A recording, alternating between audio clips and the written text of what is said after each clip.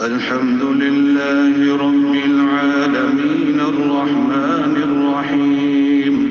مالك يوم الدين إياك نعبد وإياك نستعين اهدنا الصراط المستقيم صراط الذين أنعمت عليهم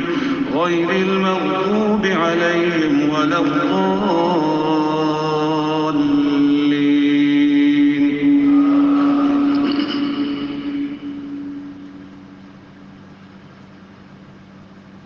والفجر وليال عشر والشفع والوتر والليل إذا يسر هل في ذلك قسم لذي حجر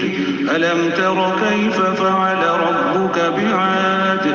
إرم ذات العماد التي لم يخلق مثلها في البلاد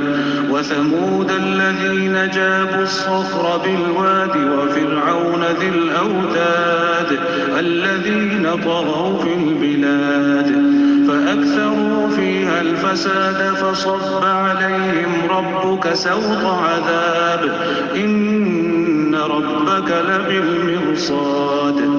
فأما الإنسان إذا ما ابتلاه ربه فأكرمه ونعمه فيقول ربي أكرمن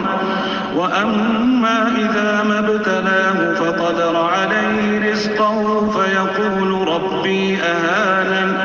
كلا بل لا تكرمون اليتيم ولا تحاضون على طعام المسكين وتأكلون التراث أكلا لما وتحبون المال حبا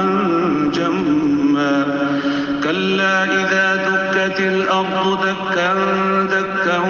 وجاء ربك والملك صفا صفا وجيء يومئذ بجهنم يومئذ يتذكر الإنسان وأنى له الذكرى يقول يا ليتني قدمت لحياتي فيومئذ لا يعذب عذابه أحد ولا يوثق وثاقه أحد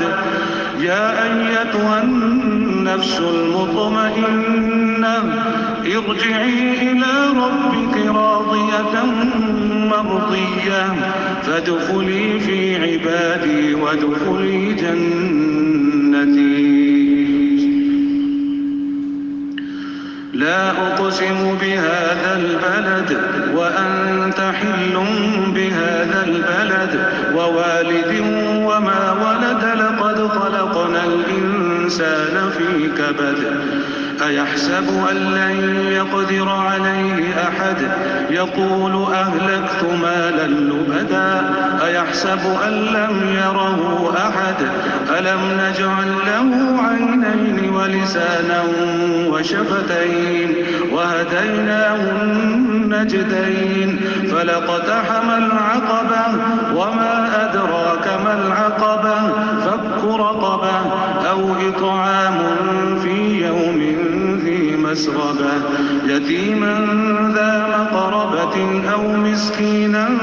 ذا متربة ثم كان من الذين آمنوا وتواصوا بالصبر وتواصوا بالمرحمة أولئك أصحاب الميمنة والذين كفروا بآياتنا هم أصحاب المشأمة عليهم نار مؤصدة الله